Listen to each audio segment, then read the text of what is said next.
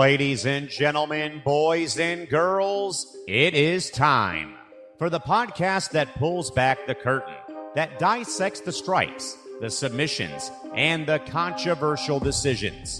We're coming to you live from the Empty the Bench Network. We are diving deep into the world of mixed martial arts. Get ready for the unfiltered takes, the expert analysis, and the raw, unadulterated passion for the fight game. These are your hosts, two of the most knowledgeable voices in the sport. The one, the only, Zain Bando, and the undisputed, the always insightful, Jack Gold. This is the MMA Outsiders.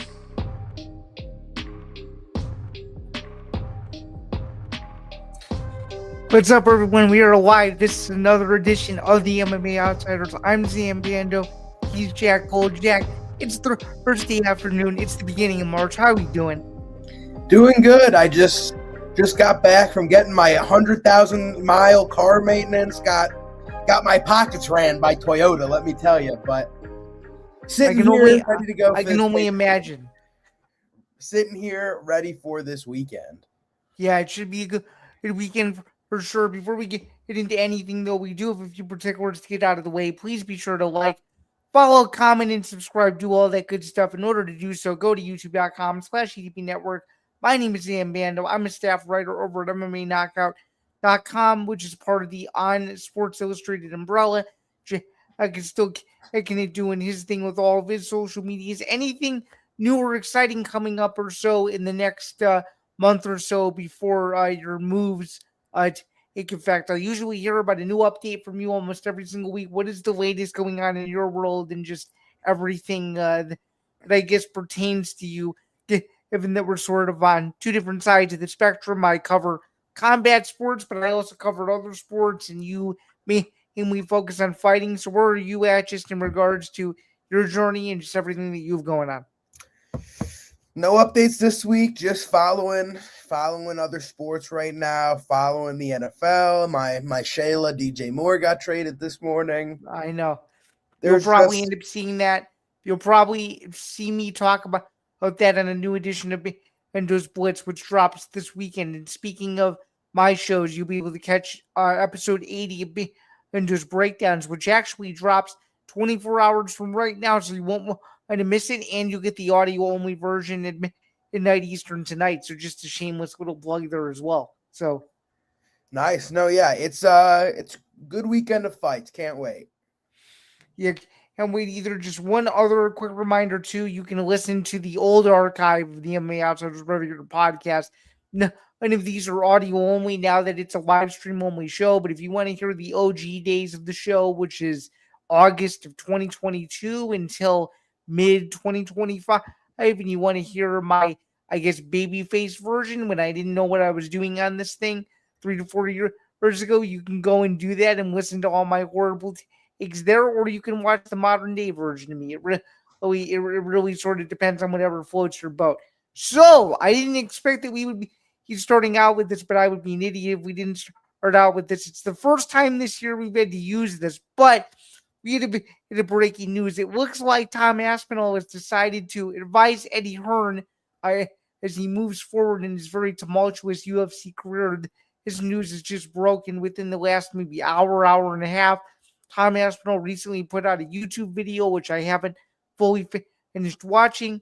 Might be good. I had to give my opinion, but because I'm just seeing you for the very first time and this news is so new, what are your way too early reactions to this, and what do you think this all means? Share the screen. How about? Oh, sure. Good for Tom. Good for Tom. I like the move for him.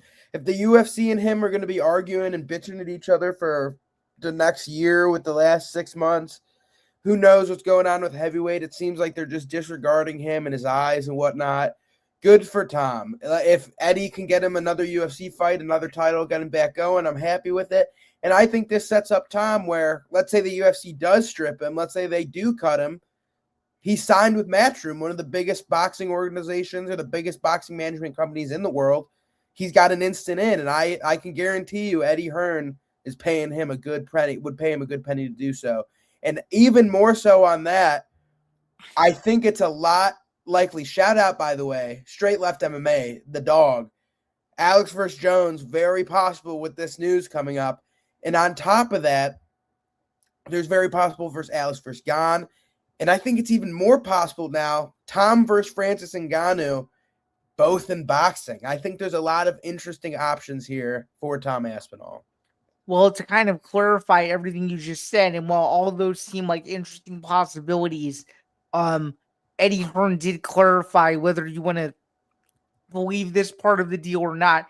Eddie Hearn did clarify, to Ariel Helwani of Uncrowned Combat, that this deal would simply be a managerial deal and not a promotional deal. I don't fully buy that. That's probably where he's going to end up going after he fights out his UFC contract. It's gotta be a managerial deal only for now, at least, because he's under contract with the UFC. He can't just go sign a different contract. But what this does do is, because he signed with Matchroom Management, if his relationship were to sour with the UFC, there's a very linear pathway to making money in boxing.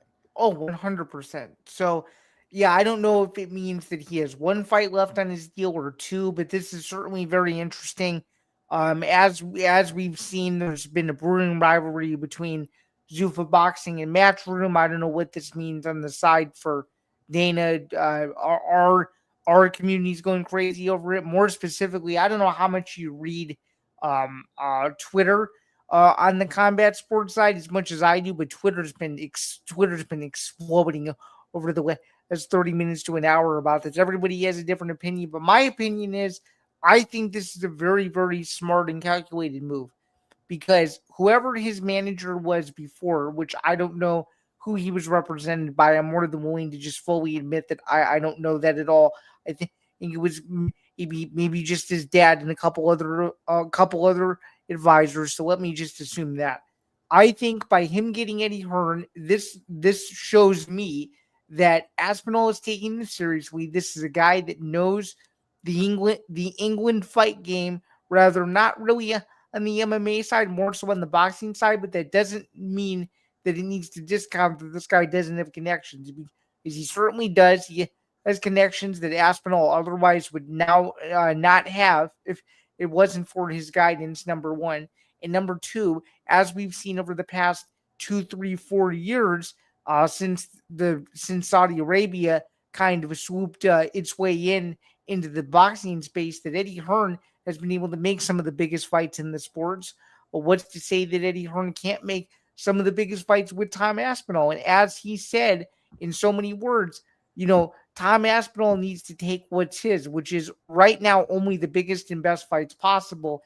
And for the first time, maybe since pre-Daniel Cormier, you now have a heavyweight champion that's asking for, well, you can also say Francis Ngannou was in a similar situation too. But my point is it's the first time in a long time where you have an active heavyweight champion asking for leverage, and now he's using more outside help. My big question is going to be, is this going to be a thing where, like a couple years ago when John Jones and Richard Schaefer were in business together, where Schaefer never came out publicly and said what was going on with Jones? I think this is going to be a very different scenario when it comes to Aspinall, and I'm curious to see what Aspinall does from here. He admitted in his YouTube video, which was released within the last 40 minutes or so, 40 minutes to an hour, now that at the time that we're doing this in real time, that he is still recovering. So a timetable for his return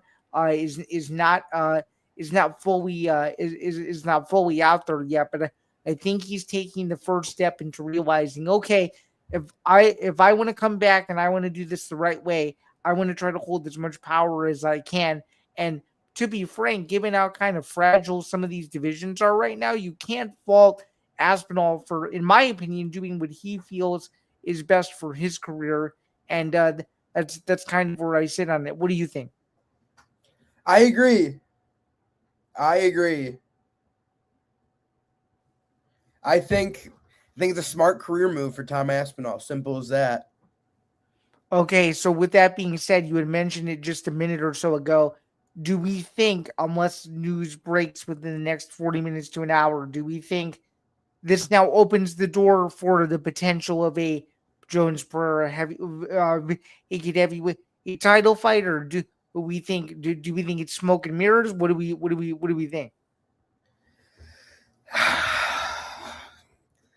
I'm at the point right now where I'm just like, who knows? Who the fuck knows? There's no title fights booked. There's nothing for the White House, nothing for May 9th. There's nothing. The farthest we have booked right now, full card, is April 11th. It is May 6th. So 40 days. I have no clue. I think we need to see what happens for 328 in the White House.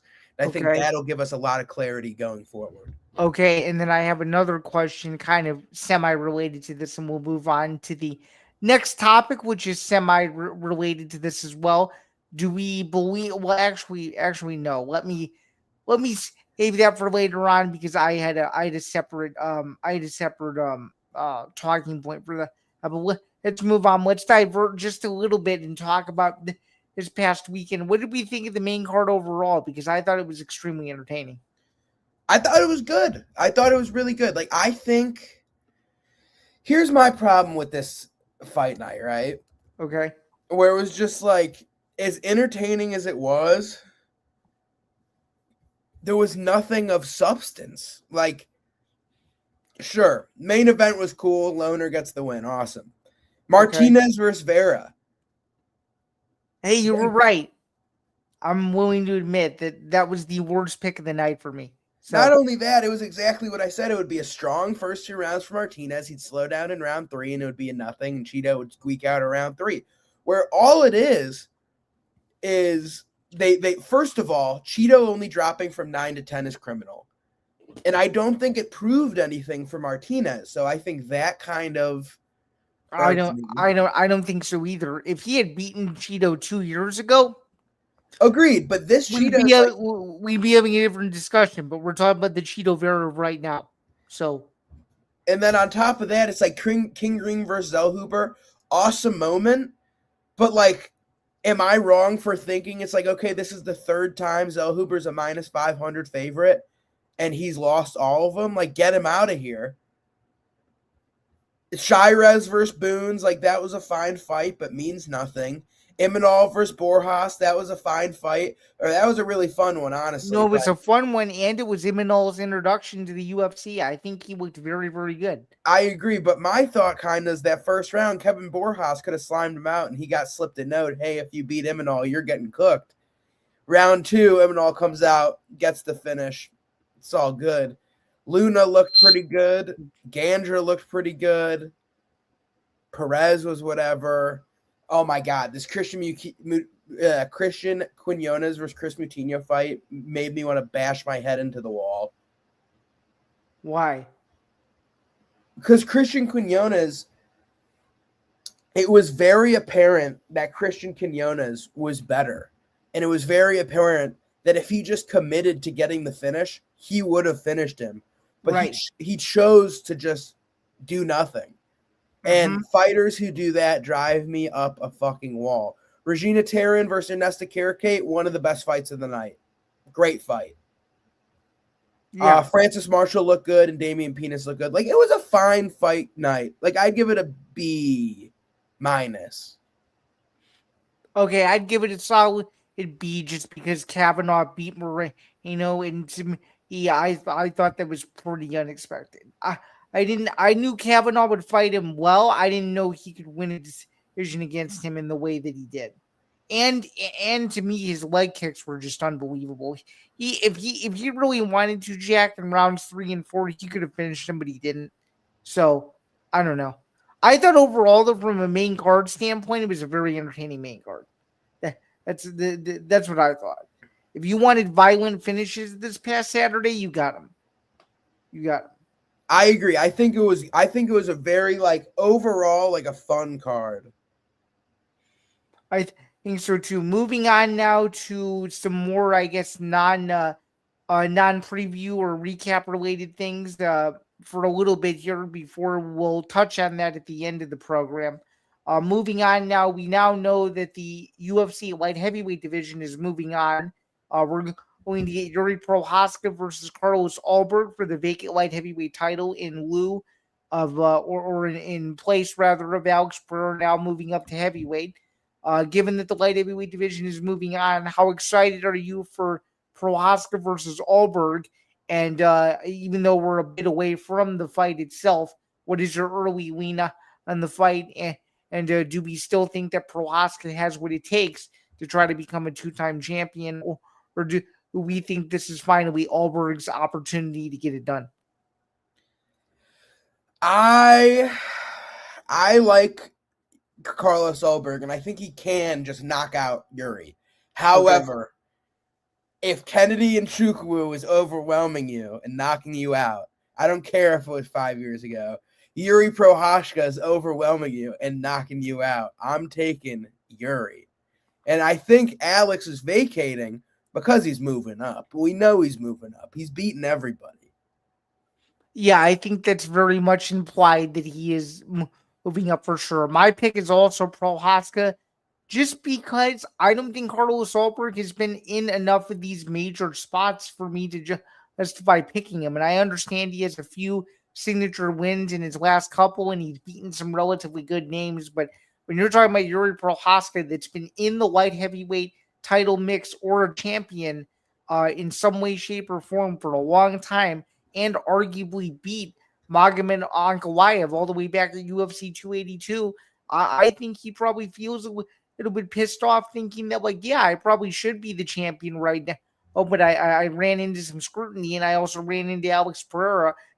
This is my one chance to go win back the light heavyweight title before I know that my career is going to start to go in the downswing, because you can only get older. You can't get any younger. So he knows this is probably his last chance to win a title again. And I think he's going to go out and try to do everything he can to win the light heavyweight title. Whether he'll keep the light heavyweight title for an extended period, that remains to be seen. But I do think it'll be a very exciting fight. And regardless of who wins, I do think it'll be a finish. And yes, I do agree with you. I do think Jiri Prochazka is going to be walking out of the case in Miami as the new UFC light heavyweight champion. I just think I don't think Alex is coming back down. I don't think Ankalaev beats Jiri. I don't think so either. So I think Jiri has a real opportunity to beat Ulberg. Oh wait, my bad. I was getting my fighters confused. I was thinking of Jan Blachowicz, not Jiri Prochazka, who fought Ankalaev at UFC 282. But please. Got you. Well, speaking of Jan Blachowicz, he just got a fight book today. The rematch was Bogdan Guskov in Newark, May 9th. We also have Tofik Musayev taking on Ignacio Bahamondes in Seattle. So I think there's a long way before Jan gets back up there. And I think Jiri was in a position where he was the best of the rest, but he couldn't beat Alex. Very similar to Max Holloway.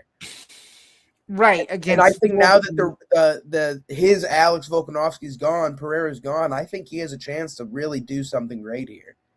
Yeah, for sure. And speaking of doing something great, or speaking of fights that are to be announced, that hopefully should be announced soon, according to a new interview from IFL TV, it appears that this is the week, even though we're sitting on Thursday and we still don't have anything. The White House card is supposed to be announced this week. Jack, we've been kind of talking about it every single week, thinking that like that week was going to be the week. If you were to make a bold prediction right now, unless for whatever reason news breaks and we both see it at the same time, are we getting the full card reveal this week, or are we not? I don't know, man. Like, what do we? It's been 3 months of, we're getting the card. I'm not believing a word Baldy says until he's on his desk like I am right now. All right, we got the UFC White House announcement right here, you guys. You ready? Main event, Colby Covington versus Bo Nickel. Co-main event, Derek Lewis versus Justin Tafa. This is going to be the greatest fight card you've ever seen. It's just like, I don't know. I have a theory. You want to hear my theory?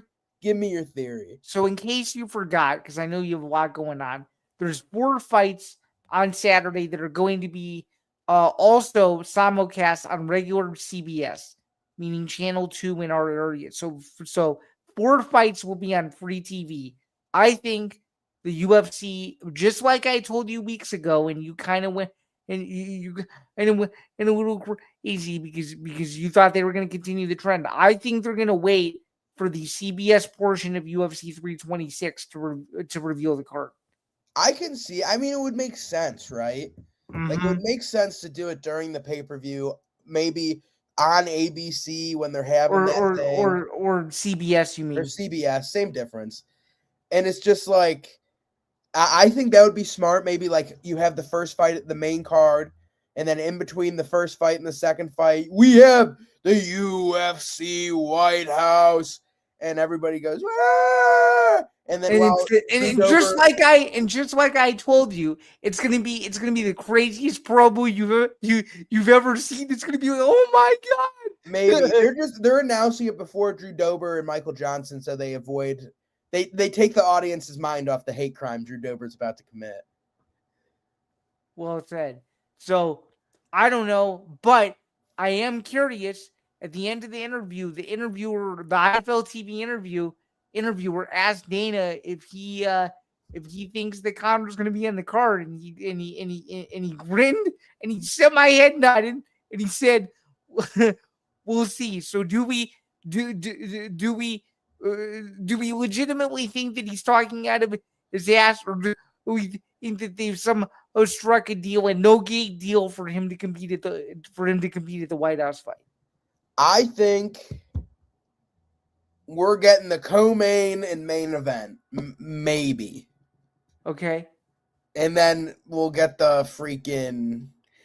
We're live looking at his phone with the rest of the card. It's going to be... Listen, I have no expectations.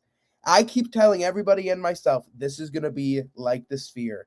We'll get an Instagram post saying it's happening. Here's the card.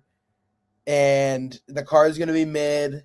The top of the card will be good. The top 3 fights will be good. The bottom 5 to 7 will be mid.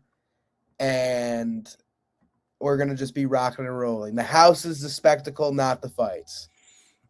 Yeah, that last part I agree with. So if we get breaking news at any point before the end of the stream, we will obviously pivot and react to said card, but it doesn't seem like we're going to be getting that. And unless something changes in the next 30 minutes, we will be the first to let you know, which is kind of what I was hinting at on one of my shows. That I'm like, oh, if the White House card gets announced, we should probably go live for it. So hopefully, in the next 30 minutes, maybe we get some bombshell announcement. But nonetheless, though, let's move on as we continue to wait for what feels like forever for that.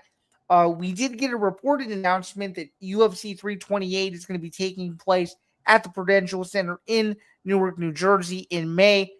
This has been like an annual spot for the UFC, this May-June slot where they go to New Jersey. They've had some pretty good fights in New Jersey the last few years. They usually pretty much bring a high-profile title fight to New Jersey almost every year. Last year it was Merab and Sean 2. What do you think for UFC 328? And what title fight am I not thinking about that would make logical sense to put on this card? Because to me, I think Peter Yan's first title defense would make a whole lot of sense. It would be, but you're falling into casual territory right now with that one. How so? It's like it's the same people saying Kayla's fighting on the White House. These people just had big surgeries. They're not fighting in 2 weeks or 2 months. Well, we're talking about a fight in May. Oh, dude, his last fight was in December. 2 months. That's 8 weeks away. Oh, good. Okay, good point. So it's like I don't think Peter Yan is not fighting until minimum July. Okay. Kayla Harrison, I don't think is fighting until minimum at best November, probably December. Yeah, I don't think he's fighting until November either. Yeah, so I agree with that. The problem right now is flyweight and light heavyweight are booked. Okay. Bantamweight champ's hurt. Right. Featherweight champ just fought. He ain't fighting soon. No. Lightweight, who the fuck knows? Nobody knows. Welterweight, who the fuck knows? Middleweight, who the fuck knows? Like, when is Hamzat fighting again? I have no idea. Well, who knows? Maybe this is the card where he comes back. Maybe. But that's the thing. It's like, it's going to have to be I think most likely is Alex versus Ciryl Gane. If they don't make Alex versus Jones at the White House, who knows? Yada yada. I'm sick. Okay, wait. So if Alex versus Ciryl Gane headlines this card, meaning UFC 328, does that mean the UFC White House main event would go back to Ilya versus Gaethje? I don't think that's ever changed. I think it's just Ilya Gaethje. I think people are talking out of their fucking ass. Okay. Jon Jones is coming back to fight Alex Pereira. It's like, how many fucking times? You're about to rile me up right now, because how many fucking times, how many episodes? I've been a part of the show for 8 months. Feels like every fucking episode. Is Jon Jones coming back? No, the motherfucker's gone. He's got arthritis. He's a cheat. He beat old people. Get him the fuck out of here. He's not fighting. So then why did he come up in front of a group of people? Because he's a fucking show pony. He's an attention whore. The second the spotlight's out of him, he's like, gotta make something happen. His arthritis news was dialing down a little bit, so he was like, okay, we need some more fight news to keep me relevant. So I can keep making me money. Like, he's a fucking, I hate him. I know you do. I don't like him either. I don't like him either. Really, I don't even hate him at this point. I hate talking about him. Because it's the same thing. It's like talking about the ghost of Muhammad Ali coming back and fighting Floyd Mayweather. It's like, what the fuck? He's dead. He's not coming back. It's like, if this guy has one of two things has to be true if he does come back. One, he's a total liar and he doesn't have arthritis in his hip. He was just saying that bullshitting around. Or two, he's got a bum hip and he's not coming back to fight. It's one of two. Fair enough. So to kind of put a bow on is obviously UFC 328 is going to have a title fight. If you were to pick right now, what title fight do you think is going to headline UFC 328? Alex Pereira versus Ciryl Gane.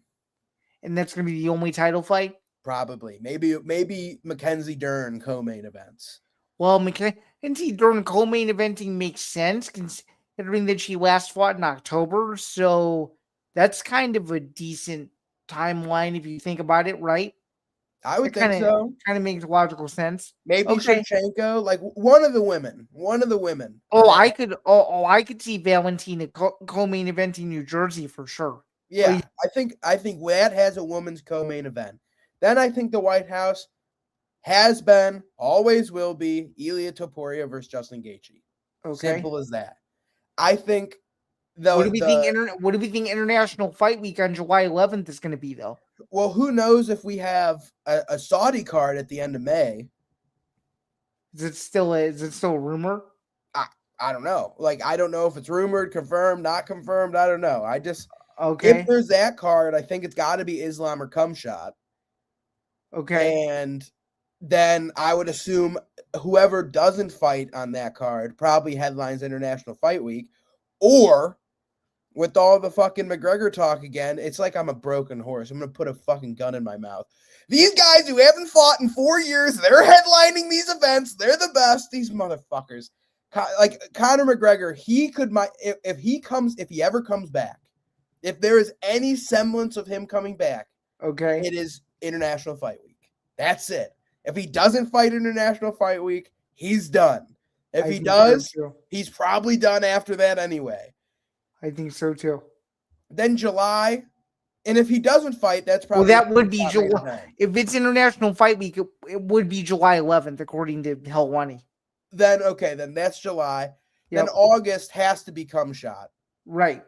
Because it's like, what, you're gonna just sit out for a year? I hate you. We knew this. Was he would have sat out for a year anyway if he comes back in August, considering he fought in August. That's what I'm saying. It's like he's got to be back by August.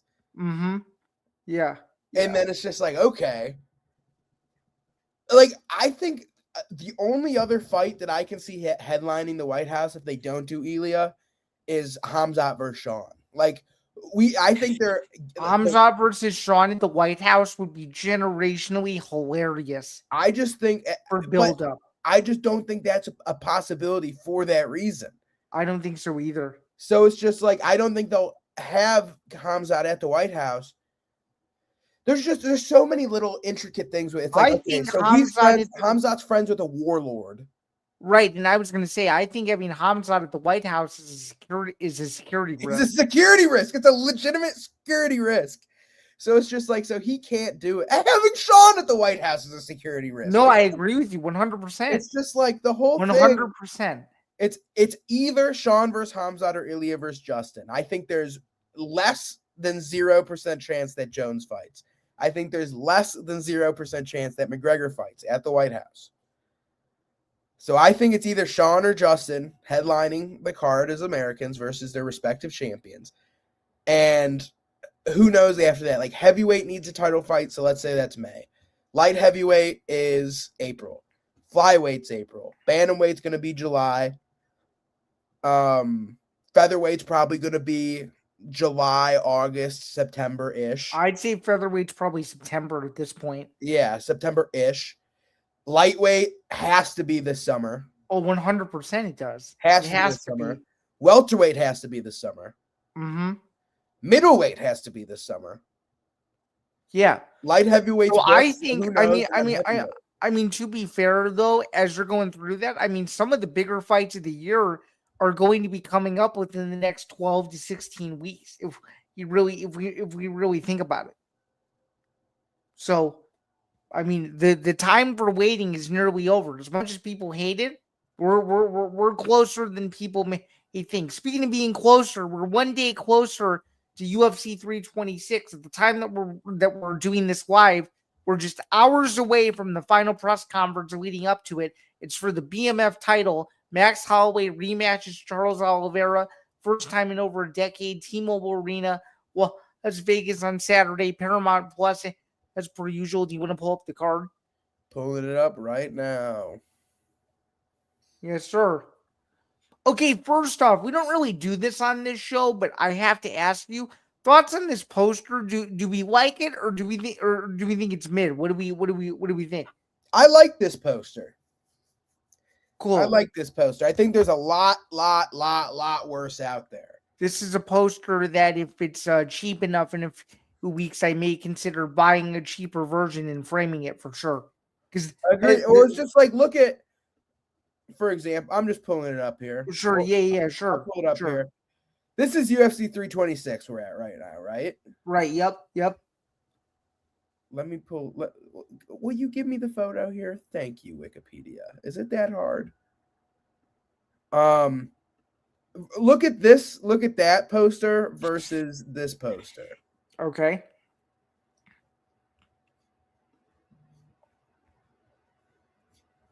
It's like, I think it's not even like that. That one's ugly as shit. Yeah, I think it's not even comparable. Like, I think this BMF one's pretty baller. Can't lie. I mean, you look at that Volk Lopez one, and your first glance, if you're a casual / new UFC fan, you assume that fight is in Brazil based on the way the coloring looks. To be fair, it is Australia's colors too, but it's just not creative. It's like, okay, we have the challenger standing in front of him, the head behind him. Woo! It's like I like that they at least did something. There doesn't really seem to be an Australian background to it, you know. At least with the BMF is almost ingrained in the poster, so you know exactly what you're looking at. So here, hold on. I'll show you one of my least favorite posters of all time. It was actually an event I went to, UFC 291. You don't like it? Hated it. It looks like mugshots. Fair. Although, I don't know if the poster really matters, considering that UFC 291 was one of the better UFCs in recent memory. So it was banging. It sure was. All right. If you don't have tickets are still available from what I've seen, but they're probably in lesser capacity.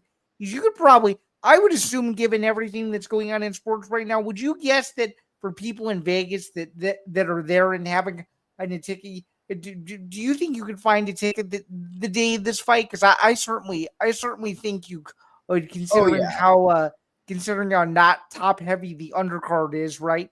I'll tell you what though, I wouldn't have expected this. UFC 320, I was able to get a ticket the day of. Okay. For $310. Okay. As of right now, for UFC 326, there's plenty of tickets available, But to get in, it costs $480. Do you think Holloway Oliveira 2 is worth the price of admission for $480? For me, no. If you absolutely love them, maybe. If you were physically in Vegas, would you be there? Because if I was physically in Vegas, I'd be there. I'd go to this fight for sure. I think if I had a free ticket, I would go. Okay. If they gave me a free ticket in Chicago, I would go. It's a matter of if I was there and they were like, yeah, it costs $500 to go, I'd be like, I could go to like Circa and watch it. Yeah, you could go to Circa and watch it, or you could just pull a me, which you can't pull a me, or I guess you could be me, which you can't either. If it was me, I'd have multiple options, and I could probably go as media last minute. But yeah, that certainly is. Not everybody can be a big journo like Zain Bando. No, I know. I'm just a regular schmegular fella. No, I know. No, I know. Oh, that. But I will tell you this though: if I had a choice, would I rather go to UFC 327 in Miami or 326? I'm picking 327 all day. So, just my personal opinion. I think the 327 card is very tough. I think this card is being fully sold on the main event. I can go to 327 for $400 flat, and I would do that way before I go to this card. Would you go to it or no? Would you go to 327? Like, would I hypothetically? Yes. Yeah. But like, am I going? No.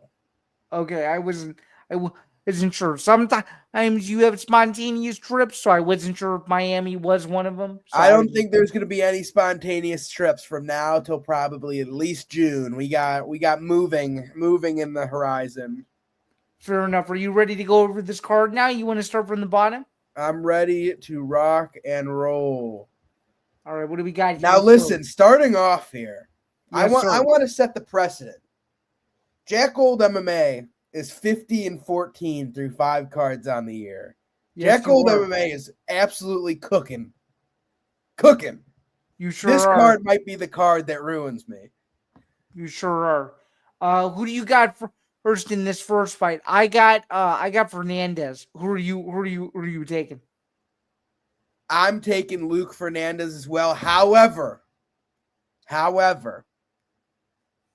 this could be a blockhead main event, and Bellato is dog shit. However, he's not like hopeless on the ground. No, he's not. But he's got big power on the feet. Let me finish, man. Sure. Okay. Bellato's got good. He's not hopeless on the ground, but he's got power on the feet. And I think he could like cause this to be like kind of like a stinky decision, but I think Fernandez is just better. Okay. More technical? Just better all around. Are you taking Fernandez by decision? Because I'm taking him by decision. I think I'm going to take him by second round submission. Okay. Any particular reason why you like him by submission as opposed to a decision? I think his grappling, I think as this fight goes on and they both get sloppier on the feet, I think Fernandez's grappling can start taking over a little bit. Like I think it's underrated. And are we thinking, Jack, that this first round is going to be a feeling out process, or what do we think?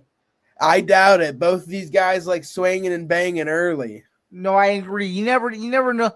Oh, it's a pressure of a UFC numbered event having to open the show. So I was just curious. So we're both going with Luke Fernandez. Next up, we have Gaston Bolaños taking on Jung Young Lee. Who you got, Zan?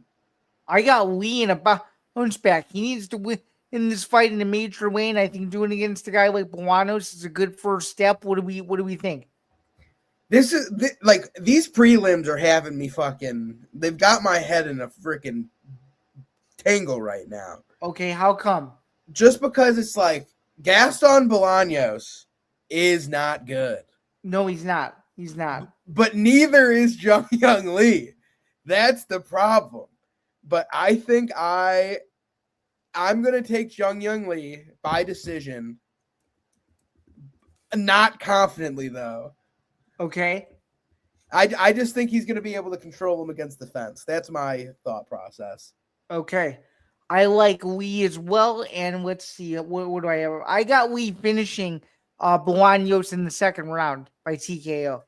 I like it. I like So, it. all right. What do we Next got up, next? we've got Rafael Tobias taking on Dayar Nergoze. This is another one that's got me kind of in a bundle right now because like Dayar on the regional scene was awesome. And I'm taking this information from MMA Guru, so take it with a grain of salt. But supposedly, Tourette's, like, they can take steroids to ease the Tourette's. Oh, you mean Tourette syndrome itself? Okay, or the tics, whatever the tic is. Yeah. Okay. And it seems as though with him and Damir Ismagulov, is whatever his fucking name is, he's gone. No, that's right. You got it right. Yeah, that's exactly right. It seems when they got to the UFC, the tic amplified a ton. Okay. And the theory to that is that they had to get off the steroid they used to calm it down because it wouldn't pass in a UFC drug test. Right. Not saying they were using it for performance, but like they can't be on it if they're competing in the UFC. And I'm really confused on this one because like I don't think Rafael Tobias is good. I don't think so either. But do you think he's at least good enough to win this weekend? Because I am, and I'm picking him. I think if it were on the regional scene, if this were an LFA fight, I would pick Dayar Nergoze. But because it's a UFC fight, and because he's got to be off the steroids, I am going to take Rafael Tobias. Potentially, I'm going to take him by submission as well. Okay. And Dayar has fought some good opponents. Brenison Ribeiro is not that great. No, he's not. I think Uran Satabalayev is good. So I'm not gonna discredit it for that. Are we? So do you think he's good enough to be a formidable prospect in the future, or do you think he's just decent right now, but won't be decent anymore in like a year? If he wins this fight, okay, and he might have to fight either Uran or he might have to fight like he could probably beat like. Probably like what the fuck is this guy's name? Oh, Ebo Aslan. He could probably beat Ebo Aslan. Yeah. He could probably beat Ebo. But like the problem though is like, does he beat like Billy Elikana? I would probably pick Billy Elikana. Like, I don't know.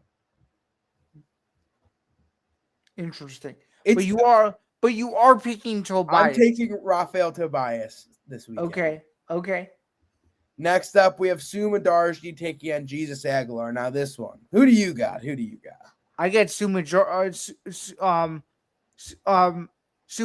in an absolute slugfest. How about you? See, my instant reaction was like, oh, Sue's winning this fight. Uh-oh. We there? You see me? We good to go? No, I see you. My instant reaction was like, oh, Sue's going to win this fight. But the problem with Sue, right? Okay. Is he hasn't beaten anyone. Like I came into the UFC as a fan like, oh, Suma Darji's good. But like he got signed off a loss, by the way. No, I remember that. Gets submitted by Louis Smolka, who's not good. 3 wins in a row versus 3 not good fighters. War versus Matt Schnell subbed. Dominated by Tim Elliott. Beat by Charles Johnson. Then Kevin Borjas and Mitch Raposo are just like, meh. And like Aguilar, like, are Aguilar's opponents much better? No. But like he fought Tyra, he beat Nickel, Mendonca's pretty good, Garul's all right, Esteban's all right. I think I'm taking the underdog here in Jesus Aguilar. Okay. But I could easily be wrong, and I might switch my pick on the day of the fight, which is something you like to do notoriously. But hey, it's all good. I have like God speaks to me, and I have a revelation. It's all good. My picks have to be locked every Friday because I don't know if you know this. Shameless plug. If you want to follow him, you can. I am a contributor to the MMAoddsbreaker.com weekly staff picks. So I have to have my Gotta picks have locked. them in. I have to have my picks locked, loaded, and ready to go by 3 p.m. Eastern every Friday. So see, I get lucky where I can do it. If we got a 4 p.m. card, my picks lock in at 3:59, baby. no, you're lucky, man. You're lucky. Now, Sure. next up, though, let me tell you, lock of the night, underdog of the night, Cody Durden is beating Naim Jargal Temen Dembarel. Put it on the board. Okay. I disagree with you, but okay. I think this is just going to be Cody Durden's going to have y'all must have forgot performance here. That's my thought. Fair. Next up, we've got Alberto Montez taking on Ricky Turcios. Montez making his long-awaited debut after an anaconda choke. I think I'm just gonna say this now. I think if Turcios loses, they're cutting him. Agreed, and I think he's gonna lose. I'm taking Alberto Montez. I'm picking, and it's true. We're very much in agreement on most of these fights so far, but we might be in disagreement on this next one. We'll see. I know. So these two right here are our big differences right now, Cody and Jesus. And I might end up switching to Sue, but other than that, we're on the same page. Don't tell me you're taking Cody Brundage as a plus 500 underdog. I'm not. Yeah, then we're not disagreeing. Fondy native, Dante Johnson, Fond du Lac stand up, APFC stand up, motherfucking Lockjaw's getting the first round finish. See, I'm a little bit more conservative. I think he's going to win in the second round, but he could very easily win in the first round too. So, see, I think he knows this is a seek and destroy performance. If he does what he does, he puts him out easy. Okay. Next up, a fight that again I'm very wishy-washy on. I got the former champion getting exposed. I think he's going to lose. Oh no! Me and you, we're both picking the Chinese guy. Fuck. Yeah, we are. We're choosing against the curse that we have set a precedent on. We don't road the UFC guys don't beat Americans, but fuck, is Cody that washed? Do we both think Cody's that washed? I'm do Long Zhao too. But I don't know. Cody could, if Cody shows up, he should beat the shit out of Long Zhao. If he does show up, but dude, he's lost what 9 in a row now? No, he beat Trevin Jones at one point. He beat Brian Keller. I think Long Zhao is better than that. Out of principle, I have to take at least for the moment, he's been very irrelevant. Besides those fights you just said, he's been very irrelevant since about 2017. So see, my biggest problem with this is like Long Zhao is not like special in any way. However, he has like good active wins, which is like he beat Quang Lee. He lost to Yu So Young, who's pretty good. Yu So Young is pretty good. Arguably beat Chang Ho Lee, beat Quang Lee, beat Shuya Kumakibo, good decision. Beat Shohei Noyce, good fight. Lost to Christian Quinones by decision on Contender. Don't love that, but it was a close fight. Like I think Kumakibo, Chang Ho Lee, and Quang Lee are all pretty good wins to have. Mm-hmm. Or at least performances. So yeah, I'm taking Long Zhao. Okay. And to open the main card, what do you got? I got RoboCop. How about you? I see a lot of people taking RoboCop in this fight, seeing if he can fix the wrong that happened many years ago. Yes, sir. I think Bruno Ferreira's knocking him out again. Really? I think so. If he wins the decision, if the Nuke Master himself can win a decision against the unnukable, I think that gives me hope that he can win in any way in this fight. Okay. How do you have RoboCop winning? I have him winning a conservative but very close decision. Very close. Interesting. I think he wins by split. Actually, I think one judge scores it for Fajeda, and the other two scored for RoboCop. That's what I think. Very interesting. We're back, baby. What do we think of the Michael Johnson Drew Dober fight? You know what I think, Zan? What do we think? The hierarchy of Drew Doberstein is back, and Okay. he's here to commit a hate crime, a long-awaited hate crime. Okay. They've been giving Drew Dober a lot of Caucasians recently. Okay. And we know what Drew Dober likes to do. He likes knocking out African American men. It's Michael true. Johnson he's done it quite a bit. If you are familiar with the online memes, Michael Johnson is the Unk of the Hood. He is King Unk of the Hood. It's him and Bobby Green. And guess what? Drew Dober's already put one to the pasture. Drew Dober's coming in and knocking out Michael Johnson right after the White House gets announced. Boy, oh boy, Drew Dober's back. On a real note, though, Michael Johnson should probably win. I'm picking Michael Johnson to finish Drew Dober. So in all seriousness, are you picking Dober? I'm taking Dober out of principle.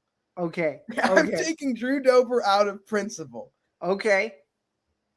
Next up, we've got Rob Font versus Chihuahuas. I'm going with Chihuahuas by decision.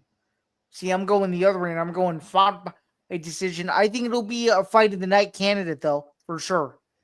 Bring me my right pick, baby. I would put my life savings, which is not much, on Raul Rosas Jr. this fight.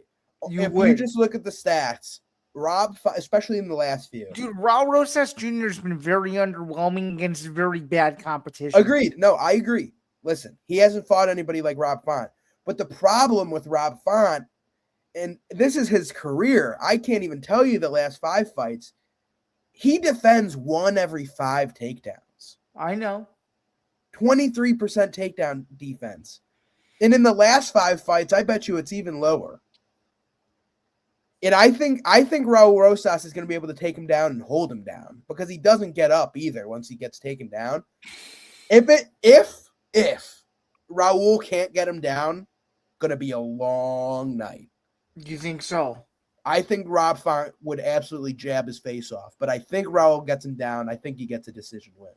Interesting. And do we think Rosas Jr. wins every round, or do we think it's really close? I think it's 3-0, 2 judges, 29-28 another.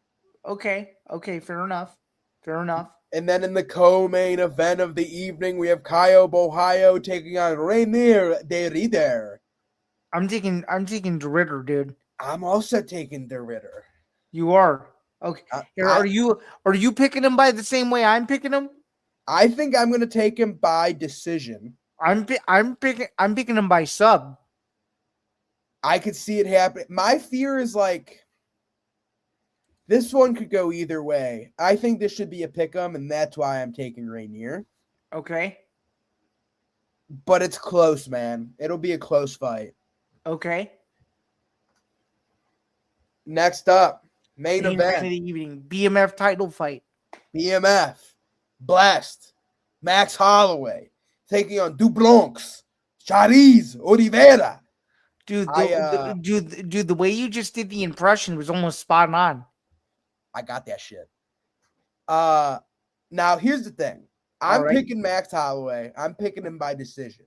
I am too. I can easily, if Charles comes out the same way he fought Gamrot, I'm scared. If he comes out like a bat out of hell, Holloway's in trouble immediately. Not even bat out of hell. Bat on the hell to get him on the ground. If he goes into this fight like I'm submitting Max Holloway, I think he might. Like, I think if this fight, the problem that Charles has is he tends to let the fight come to him. If it's a striking match, he likes striking. If they shoot a takedown on him, he starts grappling. His last fight, he started grappling in the last 2, the Chandler and Gamrot fight, and Elia. He went out there, got the double unders, pulled him to the ground, got him in bad positions. Right, exactly. I think he can do that to Max. I think he's going to be a lot stronger than Max. Okay. Max's only fun fact has only had 2 submission attempts ever done against him. Both were Dustin Poirier. The first one, he got submitted by Dustin Poirier. The second one was a guillotine in July. Those are the only ones ever. So we haven't really seen him be tested that way. No, we haven't. But would you agree, though, striking-wise, that Holloway should probably piece him on the feet, though? 100%. I think he will. But then again, I think Charles has that power. Like, if he even lands one, it could kind of like sting Max and make him go like wide-eyed, start getting a little nervous. I think so. I think I might put money on Charles and pick Max. So regardless of what happens, I'm a happy camper. But I think Max is going to win by decision. Yeah, I think Max is going to win by decision as well. That would retain his UFC BMF title, and that is a wrap for UFC 326. But before we move on to the dessert that is Zuffa Boxing 04 on Sunday, just wanted to get your quick reaction because this is kind of the beginning of a new era. How excited are you for the portion of UFC 326 to be featured on CBS and for the millions of people that could just be scrolling through their televisions, coming across the UFC for the very first time? 2-hour window, end of the prelims, beginning of the main card. We haven't really dissected this as much as I would have wanted to, but how are we feeling about it? Do we think this is a good move by the UFC? Should they have done the whole main card? Like, what do we think? For Zuffa? I mean, it's one of those where it's just like Jay's on the card. That's the big one. No. I think you're getting confused. I'm talking about a portion of UFC 326 being on CBS. Oh, I didn't hear you. I think that is very exciting. The last 2 prelims, first 2 main card fights, I think that could be something very good. Yep. Now I'm trying to get to the Zuffa page here. I get you. Bang. But yeah, the next night on Paramount exclusively from the Meta Apex, it's the debut, the highly anticipated Zuffa Boxing debut, I might add, of Ciryl Gane. Are you excited? I'm excited. Nothing that's getting the hair standing up on my neck, but I'm excited. No, for sure, man, for sure. You want to run through some quick picks? Sure. So I got Ciryl Gane in the main event. How about you? Same here. I got Salas in the co-main. How about you? I got Salas as well. Who do you got in that? I'm taking Palma. I believe I'm also taking Palma as well, but I'm double verifying. Let's move on. I'm taking Vlad here. Vlad Panin. Okay, let's see here. Let's see what I got here for these. By the way, for those who don't know, it's an 8-fight card. Yeah, I got Opataya, I got Salas, I got Palma, and I actually have Panin as well. Yeah, you got super bad Vlad Panin? Yeah, I do. That's what I like to hear. I got Jordy Anderson in an upset. I've got Joshua Juarez. Okay, you got Ramos or Perez? I'm taking Perez. I'm taking Ramos. I'm taking Brady Ochoa here. I am as well, dude. And then I'm going to take Emiliano Alvarado. I'm taking Alvarado as well. Look at that. On the same page for the most part. Yeah, on the same page for the most part, although you've had a pretty nice hot start to Zuffa Boxing, to be honest with you. So let's see if you can keep it going. I just had a hot start this whole year, but we're cooking on all fronts. Yeah, we're cooking on all fronts for sure. And just a quick program, before we get out of here, we're going to be going live next week on Friday due to some scheduling conflicts. You want to kind of give a little teaser or a capsule as to that's going to be expected on episode 160 besides recapping UFC 326? Are we going to be talking about more White House speculation, or will we actually have a card by next week? I'm hoping we have a card, but before we get to there, sure. PFL Chicago gets another main card fight. What do we got? Number 2, Rufian Stotts taking on unranked Hanat Kavilov. Let me rant about PFL real quick. No problem. Go for it. they rebrand. Okay. They put in a top 10 rankings. And then they don't use them. It's fake. The fake rankings. Number 1. Oh shit. Number 1, fighting in unranked. Number 2, fighting in unranked. Number 8, fighting in unranked. Number 4, fighting in unranked. What the fuck are we doing, PFL? I hate you. God, I hate this bullshit. MMA's driving me up a fucking wall, man. I hate this shit. God damn it, I hate this. So what? Are we only going to get hundreds? I'm not going. I'm watching Miami, UFC Miami on the comfort of my own home with PFL up on my phone. I'm not going downtown to the Wintrust for some fucking bullshit. Sergio Pettis versus Mitch McKee, Jordan Newman versus fucking Conan Silvera's son. And what? We'll probably have Biagio Ali Walsh on the card. Oh, like, we're getting fucked. I'll be there. I'm actually going to 2 events in the same day. I'm going to the beginning of the Blackhawks game, and from there I'm going to the Blackhawks game to the PFL fight. So I know the rankings aren't being used. Even I know that.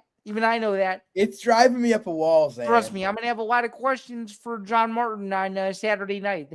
Please grill him. Tell him, hey, my podcast partner has a bone to pick with you. Use the fucking rankings, John Martin. Fucking hell. Okay, let me see what I can do in a little bit more professional manner. But yeah, I can do that. I can do that. God, it's driving me up a wall. You know what I also want to talk about? No, for sure. For sure. We have time. It wouldn't be the MMA Outsiders if Jack wasn't getting driven up a wall. We have time. Dude. Don't worry about it. No, but what I want to talk about, okay, MMA that made me feel good, made me excited, made the hairs on the back of my neck stand up a little. Perth main event, Jack Della Maddalena versus Carlos Prochazka. Hang on. Walla Habibi. I needed that in my life. I don't even care who wins. There you go. So what makes you feel good, Jack? You know what makes me feel good? Fuck.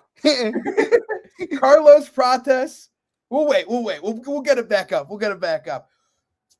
I needed some MMA violence. I'm sick and tired of no title fights. I'm sick and tired of being a guy who looks forward to Saturdays every weekend and getting force-fed bullshit. I swear to God, this shit blows.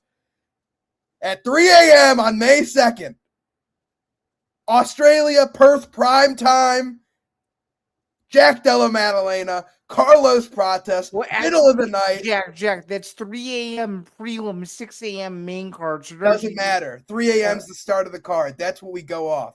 7 a.m., 6 a.m., whatever. Middle of the night, we're getting Carlos Prochazka versus Jack Della Maddalena. I can't wait. Walla Habibi, we get some good shit in Australia. That's what I needed. Well, you're gonna definitely get some good stuff in Perth as long as the card stays together. I think you'll get good stuff. Dude, imagine week of, oh no, Prochazka out of the fight, JDM's fighting. Who's a sucky 70er that we don't like? Sucky 170er that we don't like. He's fighting Kevin Holland rematch. No. Right, I was going to say Gilbert Burns, but isn't Gilbert Burns have a fight book now? Versus Mike Malott, and they already fought. Like, I don't know. Yeah. Regardless, I'm excited for Carlos Prochazka versus Jack Della Maddalena. I can't wait for that one. Yeah, that should be a good one. And first time ever in UFC Australia history, it's in prime time on a Saturday night. You think all those Aussies are drunk on a Sunday morning? Oh my god. Dude, that's going to be Dude, that's going to be the craziest Australian crowd you've ever heard ever. They're going crazy. That's going to sure. That's going to be especially with JDM headlining. Those guys are going nuts. Oh yeah. Oh, and then we never really spoke about this, and I don't know if I want to see you go on a rant about it, but how do we feel about Dana allegedly being the promoter for the Tyson Fury Netflix fight? Who cares? What do you mean, who cares? That's a big deal. Is it?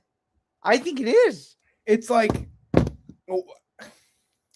what changed? What was the big deal about him doing Crawford versus Canelo?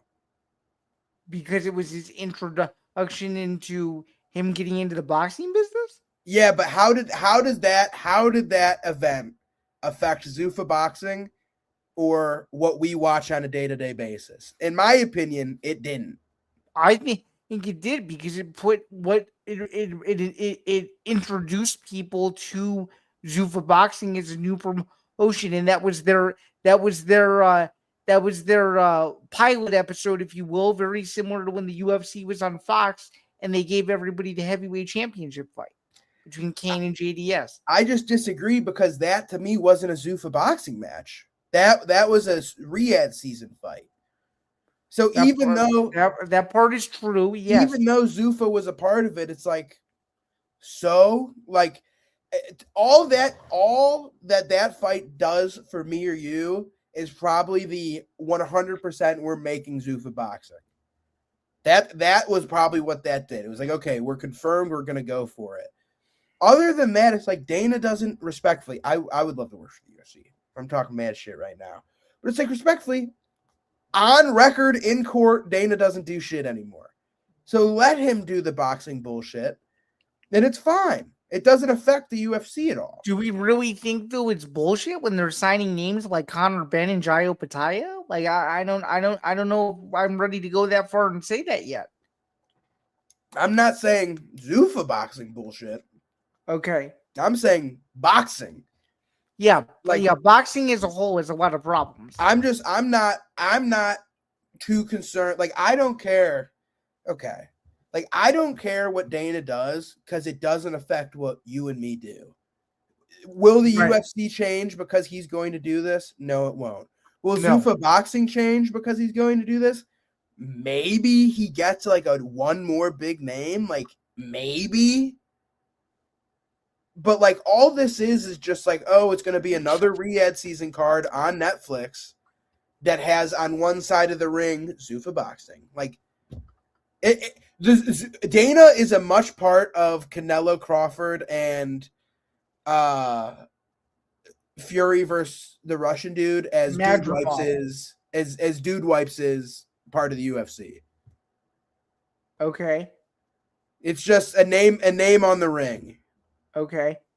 Well, that's all we publicly know. We don't fully know what goes on behind the scenes. We maybe know a little bit, but we don't know everything that they do. Okay. Let me ask you a couple questions here that we do know the answer to. Okay. Canelo versus Crawford. Okay. Would that fight happen with Dana or without Dana?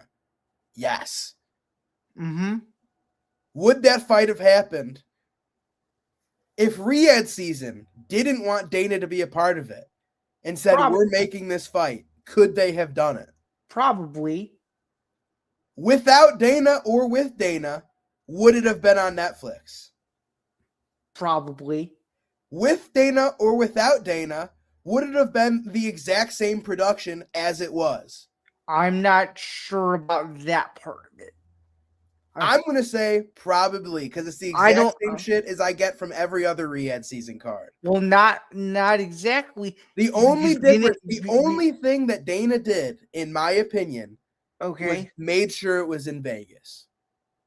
See, I don't fully agree with that because John Anik called the event. Who gives a fuck? Well, John. So what? So Dana White has it in Vegas, and he's like, the one thing we got to make sure is Anik's on the mic. That's the only thing we got to do. I love John Anik. They probably had him on there because of the partnership.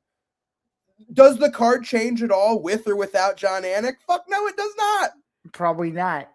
So it's like all of these things we're saying, the fight happens the exact same way, give or take minute details if Dana is involved or not involved. And I think that is going to be the exact same as this time around. Like, are there minor adjustments maybe because Dana's there? Sure. Like, okay, I need this guy on the commentary booth. Okay. That's the requirement. Okay. I need a Zuffa logo on the ring that's as big as Dude Wipes. Okay, we can do that, Dana. we're gonna have this card in Vegas at the Death Star or whatever it's called. Okay, Dana. It's like the little things. It's like it doesn't matter. For me, I'm happy it was in Vegas because it's in America. But it doesn't matter for the fight if it's in Vegas or it's in Saudi. It doesn't matter for the fight if John Anik's on the mic or not. It doesn't matter for the fight if Dana's involved at all. And it seems it doesn't matter if he's involved at all with the UFC. All he's doing these days is going around hanging out with fucking Steiny from the Nelk Boys and hitting Instagram lives, not even knowing the fights he's doing, reading off his phone like this. And did you also, I'll give you credit here. Did you notice how he didn't remember that Ulberg versus Prochazka was in Miami? That's what I'm saying. Like, literally, it's not, he doesn't know what's happening. So he has it on a note sheet on his phone, and he's literally going, No, all right, everybody. Even worse, he has it on a note sheet that somebody has curated for him. Yeah, he didn't make it. It's like, all right, everybody. Guess we made for UFC 327. Jiri versus Ulberg for the vacant title. We also have Joshua Van, it looks like, versus Tatsuro Taira. You guys can't wait for these. It's like, bro does not give a fuck. Your impersonation is pretty dark spot. I just don't care. He can do whatever he wants. He's got unlimited money and he built this shit. Good for him. That's true. What he does right now does not affect anything, essentially. Right. Exactly. So to kind of close out your epic monologue, which we might continue with in this show on a weekly basis, what are your final conclusions before we put a bow on this thing and preview what's going to be next week's show, which is at a different time and a different date, but something that we're not going to permanently switch to. It's just a one-off. Anything else you want to say before we transition to the end of the show? Hey, nothing really, but we're looking forward to next week, March 14th. Kind of a banger Apex card, like very underrated. What else? I feel like we got something next week.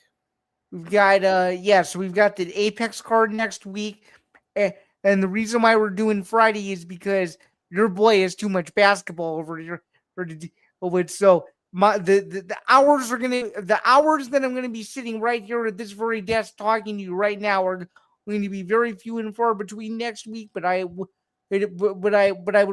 rather be very few places in the world next week than at the United Center in Chicago. It's going to be a blast with the Big Ten tournament. But yeah, we do have an Apex card next week, so the UFC staying in Vegas. I just hope we have more news to talk about, man. I feel like the overall news cycle has just been very, very, very, very, very dry, if you will, as people just lethargically wait for this White House announcement, which continues to just not even happen. Literally, like, that's why I'm so fed up. It's just like, is it bad for me to say, like, I don't care? I don't care about the White House. I don't really care about. I don't care about John Jones returning. I don't care about McGregor returning. I don't care. I don't care. It's been 4 years of hearing this shit. I'll see it when it's happening. I'll believe it. Yeah, and I especially don't care either because I won't be going to the White House card. So the only thing I have to care about is when I actually watch the card and on the day of the event. But outside of that, I really don't care about it either, to be honest with you. It's just another card. It's another spectacle. And there's going to be like 2 or 3 shots of Prez, and that's going to be it. And it's going to be just like, and then it's over. Yeah, it's going to be, yeah. I gotta say that I gotta admit the South Park and Saturday Night Live skits after this thing are gonna be comical. They were pretty funny beforehand. I know. I'm having my birthday party on the South Lawn. We're having fights. The UFC is coming for my birthday party. It's like this guy. So can I make you a deal that if you're physically in Chicago, we'll watch that White House card on that Sunday? If you're here, okay. Deal. Okay. Because apparently, just the teaser, we may or may not have a post fight show, so it may end up working out pretty darn perfectly. So I think that's a good place to cap it. This was episode 159 of the MMA Outsiders. For myself, Zain, Bando, and Jack Gold, and everybody else at the ETB Network, thank you so much for tuning in. Just a few quick reminders. Please be sure to like, comment, and subscribe to the ETB Network, youtube.com/ETB Network. You can listen to all the old archives wherever you get your podcasts. And of course, you can follow the show on social media at MMA Outsiders ETB, which is scrolling across the screen, as well as my Twitter and Instagram handle, Zambando99, and of course, Jack Gold. Hey, Jack, any final words before I let you go for the rest of this very gloomy Thursday in the Chicago suburbs, my friend? I'm feeling blessed, and so is Max. Max Holloway gets the job done this weekend, and I'm going to be a happy camper come Sunday. Yes, sir. Enjoy UFC 326 for those of you who are watching. For those sickos out there, enjoy Rising on Sunday morning. And if you're an even crazier MMA fan, enjoy Octagon. Enjoy a few random boxing shows in a few countries that I can't remember. And I hope you have a wonderful weekend. The blessed is best, baby. Let's go. Here's everyone.